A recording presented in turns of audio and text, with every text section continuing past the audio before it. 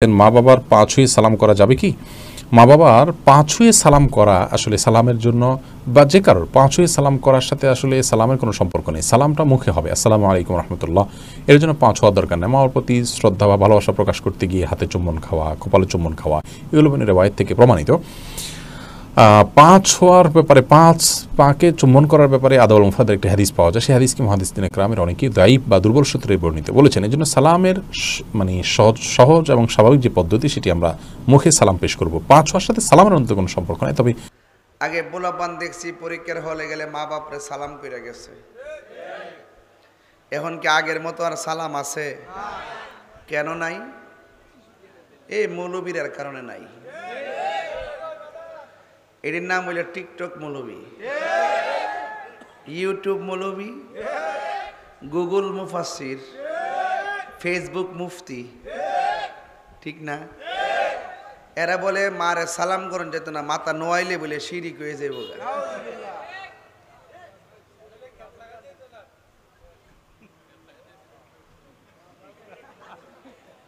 আমরা কি মারে সালাম করি মা জান না, না আল্লাহ জান না?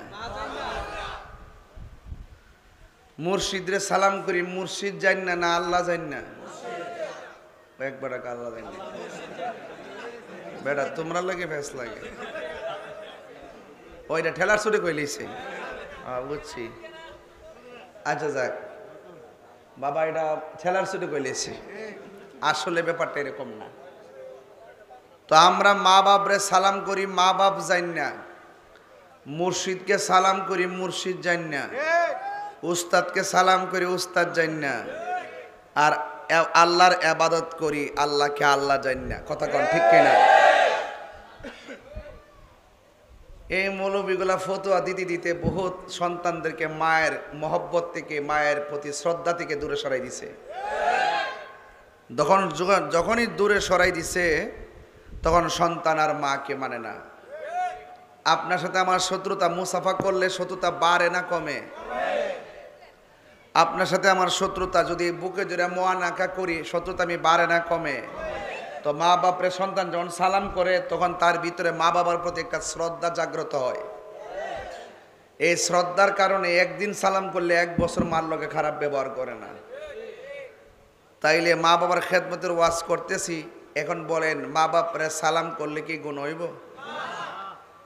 এখন কেন আসলে কি সালাম না, ঠুট্টা লাগায় সোমা দেওয়া, এটাই হলো বিধান।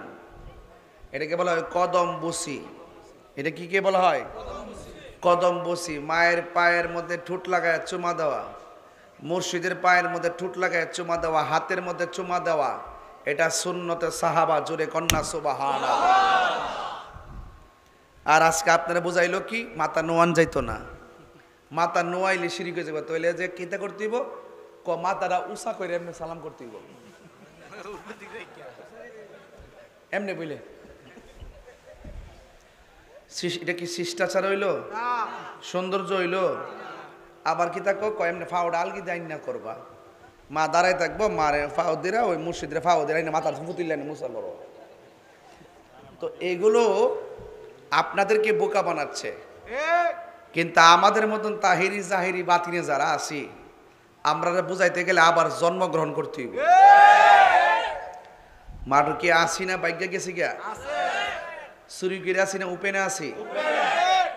তো সুতরাং আমি আগেই কয়ে দিছি, আমি আগেই বইলা দিছি, যৌক্তিক দাবি আদায়ের লক্ষ্যে আর যৌক্তিক কথাবার্তা বলার ক্ষেত্রে তাহিরিরা বাঘের বাচ্চা। এখন কথা শীতলাই পরিষ্কার, মা বাপরে সালাম করলে কি গুনাহ হবে?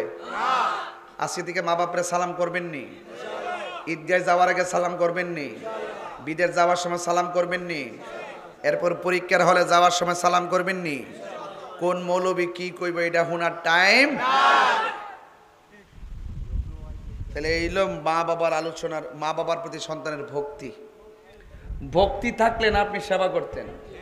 মা বাবার প্রতি যদি আমার ভক্তি আর শ্রদ্ধায় যদি না থাকে, মা বাপরে আপনি ডলার দিবেন, ফল কিনা দিবেন, শাড়ি কিনা দিবেন? দিতেন না। বলেন ইবাদত পাওয়ার মালিক কে? আরো বড় করে বলুন, আল্লাহ। আল্লাহ রাব্বুল আলামিন কোরআনে বলছেন, ওয়া কাদা রাব্বুকা আল্লা তা'বুদু ইল্লা ইয়্যাহ, আল্লাহ বলছেন তোমাদের উপরে আবশ্যক করে দেওয়া হয়েছে আমি আল্লাহ ছাড়া কাহারও ইবাদত করা যাবে না। এটা কি ছোট কথা না বড় কথা? তাইলে বোঝা গেল আল্লাহ ছাড়া কাউকে সেজদা করা যাবে না। সেজদা পাবার মালিক কে? আল্লাহ। সেজদার ভিতরে নির্দিষ্ট তাসবিহ তাহলিল আছে না নাই? আছে। ভাইয়ের আমার, তাহলে আল্লাহ বলছেন আমাকে ছাড়া কাহারও ইবাদত করা যাবে না। এই ইবাদতের পরে আল্লাহ খেদমতের কথা বললেন। সুবহানাল্লাহ কোন গেলে গে ওয়াবিল ওয়ালিদাইনি ইহসানা, মা বাবার সঙ্গে ভালো ব্যবহার করতে হবে। প্রথম বলছে ইবাদতের কথা, এরপর পরই বইলা ফেলছে খেদমতের কথা। তাইলে বোঝা গেল এখানে একটা রহস্য আছে। রহস্যটা কি? যেই বান্দা আল্লাহকে আল্লাহ বলে ডাকবে, যেই বান্দা আল্লাহর ইবাদত করবে, সেই বান্দাটা দুনিয়াতে আইসা ইবাদত করার উপযোগী হওয়ার আগ পর্যন্ত শৈশবকালটা রাখে মার পেটের ভিতরে, আবার এই শিশুকালটা থাকে মার কুলের ভিতরে। ওই মা ওয়াহনান আলা ওয়াহনিন, কষ্টের পর কষ্ট ত্যাগ স্বীকার করে দীক্ষা যে বান্দা আমারে ডাকবে, আমার গান গাইবে, আমার ইবাদত করবে। বান্দারও তো আমি পাঠাইবার সময় বান্দার এই যে সন্তানের মায়ের পেটটাকে আমি আল্লাহ প্রথম সেন্টার বানাইছি। এই জন্য এই পরের কথাটাই খেদমতের কথা বলে দিছে। কেন? এই পৃথিবীতে একটা মানুষ কষ্টের পর কষ্ট করে, এটার নাম হইল মা। এটার নাম কি? মা। এখন আমি আজকের ওয়াজের টপিক সেটিং করলাম দুইটা। কয়টা? একটা হলো ইবাদত, আর একটা হইল খেদমত। একটা হলো ইবাদত, আর একটা হলো খেদমত। আমরা ইবাদত করি কার? আল্লাহ। সন্দেহ? আর খেদমত করি মা বাবার। সন্দেহ? এই খেদমতের কথা বলছে কে? তাইলে ইবাদত যে আল্লাহর করি, তাইলে এই ইবাদত করতে গিয়ে আমরা আল্লাহর বিধানকে লঙ্ঘন করব না। আল্লাহর বিধান যেভাবে বলছেন সেইভাবে আমরা পড়ব। এই জন্য যদি কোনো মাজারে যান, ওই মাজারে গিয়ে সেজদা করবেন না। কি করবেন না? সেজদা করবেন না। সেজদা পাওয়ার একমাত্র মালিক কে? আল্লাহ। আরো বড় করে বলেন কে? আল্লাহ। আমরা কি মাজারে সেজদা করি না জিয়ারত করি? জিয়ারতকে যেই ব্যক্তি মাজার জিয়ারতকে পূজার সঙ্গে তুলনা করে, তার বউ অটু তালাক।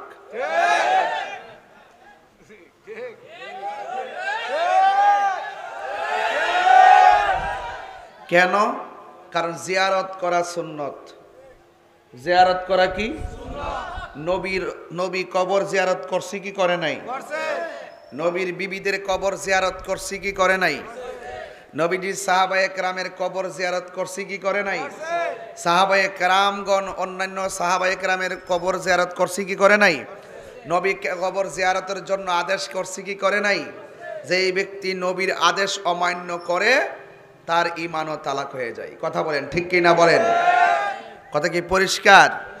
আপনি জিয়ারত করেন না ভিন্ন জিনিস, কিন্তু নবীর সুন্নতকে অস্বীকার করার অধিকার আপনার নাই। বাস। তাইলে জিয়ারত, খেদমত, ইবাদত। সুবহানাল্লাহ। জিয়ারত হবে আল্লাহর ওলির মাজার, খেদমত হবে মা বাবার, ইবাদত হবে আল্লাহর, মহব্বত হবে দয়াল নবীর। এটা সহজ একটা লাইন। প্যান্ডেল, লাইটিং, মাইক, ফুস্টার, বক্তা নাই।